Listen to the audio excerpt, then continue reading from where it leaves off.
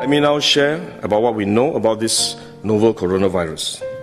This virus comes from the family of coronavirus, which includes other viruses such as MERS and SARS, as well as the milder variants causing common cold.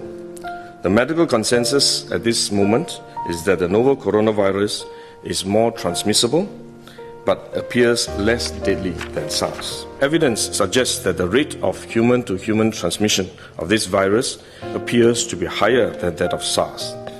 For now, the evidence also suggests that transmission is mostly via droplets. What this means is that the virus is carried within droplets emitted from an infected person over a short distance, such as when a person coughs or sneezes. If these droplets come into contact with the eyes, nose or mouth of an individual, directly or indirectly through hands that have come into contact with these droplets, the individual may become infected. To clarify, there is no evidence currently to suggest that the virus is airborne.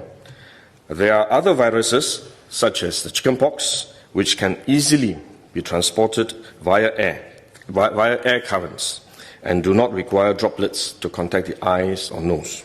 The novel coronavirus is not in this category of viruses. The novel coronavirus could also transmit through surface contact. Let me explain.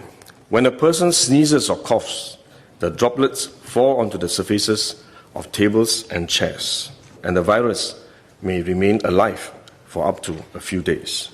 When someone else touches the surfaces of these tables and chairs, the virus can be transferred to his hands, and if he then rubs his eyes or nose without washing his hands, he may become infected.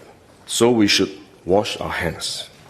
This is also why we only quarantine the close contacts of confirmed cases. For more transient contacts, such as individuals that the confirmed cases may have walked past in malls or hotels, the risk of transmission is low. For coronavirus generally, the person is most infectious when he is displaying symptoms, or what you call symptomatic.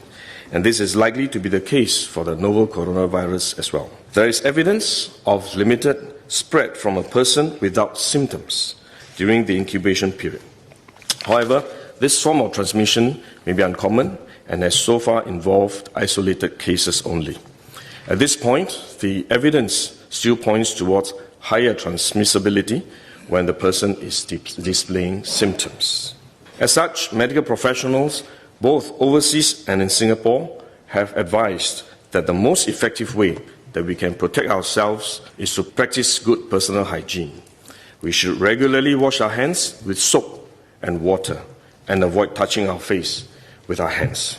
These may sound simple, but actually they are very difficult to do because all of us touch our face all the time. Even at a meeting when we have on this ministry task force, while I was speaking, I was touching my face until Minister Lawrence Wong nudged me with his elbow and said, "Stop touching your face." So it is simple but extremely difficult, but are actually very effective in preventing all kinds of infection. Potential infection from asymptomatic persons, in fact, is less likely to be from coughing or sneezing directly because they don't have symptoms. They are not sneezing or coughing, but more likely by touching contaminated surfaces, for which masks offer no protection. Wearing a mask when we are well often gives us a false sense of security instead, and we are more likely to touch our faces when we constantly adjust our masks, which is one way the disease spreads. At the same time, we need to protect others, our loved ones, friends, colleagues, and fellow Singaporeans that we come into contact with. If we are sick, we should rest and recover at home as far as possible.